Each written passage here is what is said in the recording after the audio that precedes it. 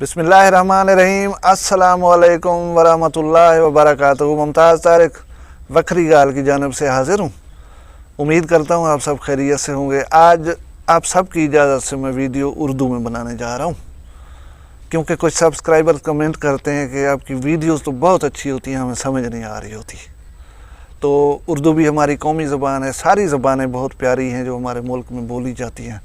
तो आज इजाज़त से उर्दू में वीडियो बनाने जा रहा हूँ। सबसे पहले मैं अपने तौसा शरीफ के भाइयों को मुबारकबाद पेश करता हूँ कि तौसा शरीफ ज़िले का दर्जा हासिल कर चुका है, और अब तौसा वालों ने हम जौनपुर वालों के लिए दुआ करनी है कि हमारे भी जौनपुर का ज़िला बनना अंडर प्रोसीजर है। दुआ करें कि हमारा शहर भी ज़िला बन जाए।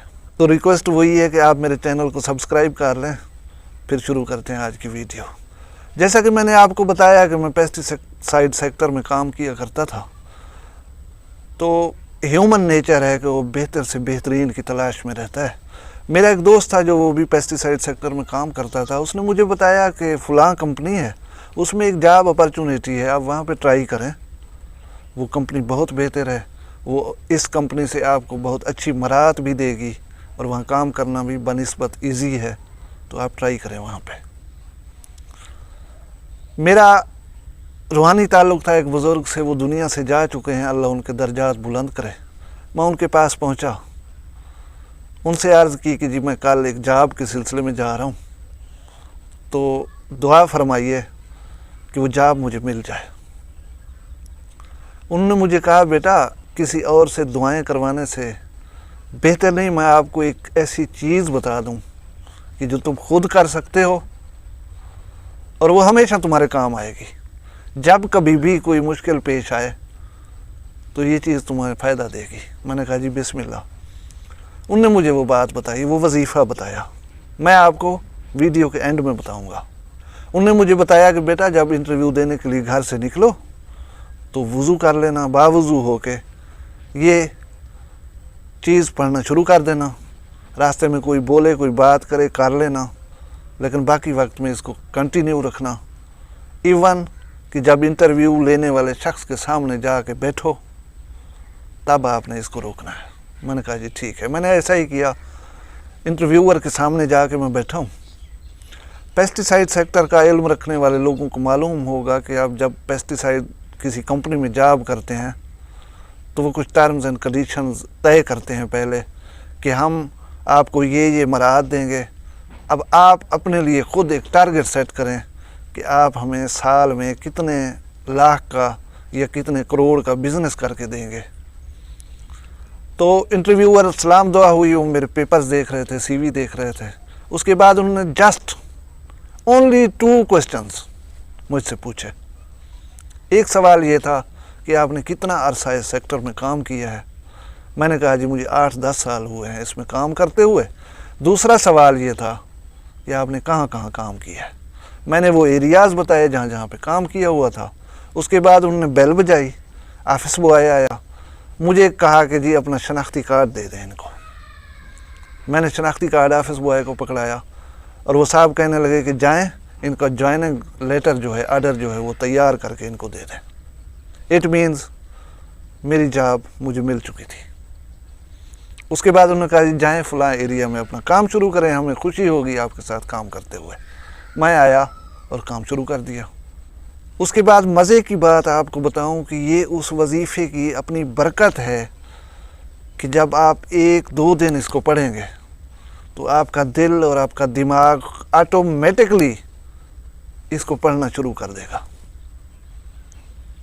आपको याद भी ना रहे इवन के, लेकिन आपका दिल खुद से शुरू कर देगा इसको। तो वही हुआ, ये मेरा मामूल बन गया। एक दूसरी बात आपको, मैं चोटी ज़ेरी उन दिनों काम करता था। चोटी ज़ेरी मेरे घर से 22-23 किलोमीटर के फासले पे है। गंदम कटने के जो अयाम होते हैं, अप्रैल या मई फर्स्ट वीक, इन दिनों में लोग जानते हैं, गवाही भी देंगे कि शुमाल मगरिब से अचानक तकरीबन रोज़ाना से पहर के वक्त बादल उठते हैं, تیز جھکڑ آتا ہے، ہوا آتی ہے، پھر اس کے بعد بارش بھی ہو جایا کرتی ہے، نہیں تو مٹی گھر تو گئی کہیں نہیں۔ تو جب میں نے اس طرح کا موسم دیکھا تو میں نے سوچا کہ مجھے گھر پہنچنا چاہیے، کیونکہ موسم خراب ہو رہا ہے، اب کام تو کچھ ہو نہیں سکے گا، لہٰذا گھر پہنچ جاؤں سیفلی۔ تو 22-23 کلومیٹر روزانہ کا سفر کرنے سے میرا معمول تھا کہ ایک رومال نما چادر میرے پاس ہوتی تھی، ڈسٹ، شور اور ہوا سے بچنے کے لیے میں اسے یوز کیا کرتا تھا۔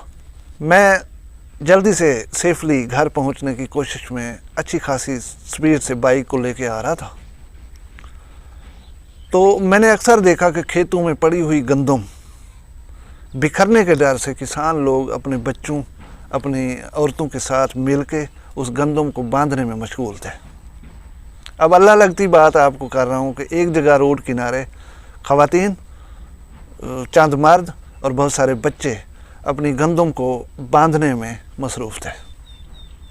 تو شیطان بھی انسان کے ساتھ ساتھ ہوتا ہے، شاید شیطان اس وقت حاوی ہوا مجھ پہ اور میرا وظیفے سے چند لمحے کے لیے دھیان ہٹ کے خواتین کی طرف چلا گیا۔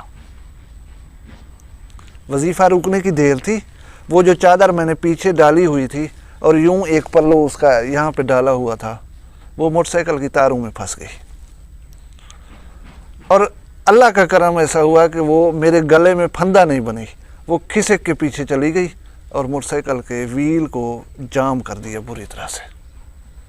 اب وہ لوگ روڈ سائیڈ پہ کام کر رہے تھے، ویل جام ہونے سے ایسی خوفناک آواز نکلی کہ ایک بزرگ فوراً میری طرف لپک کر دوڑا۔ اس نے کہا کوئی ایکسیڈنٹ ہو گیا، بندہ گر پڑا ہے یا یہ وہ۔ موٹر سائیکل رکی، وہ میرے پاس آیا، سب سے پہلے پوچھا کہ بیٹا تم ٹھیک ہو؟ میں نے کہا جی الحمدللہ میں ٹھیک ہوں۔ پھر مجھ سے ایک سوال پوچھا جو آج تک میرے دل پہ نقش ہے کہ بیٹا آپ کی ماں زندہ ہے؟ میں نے کہا جی زندہ ہے۔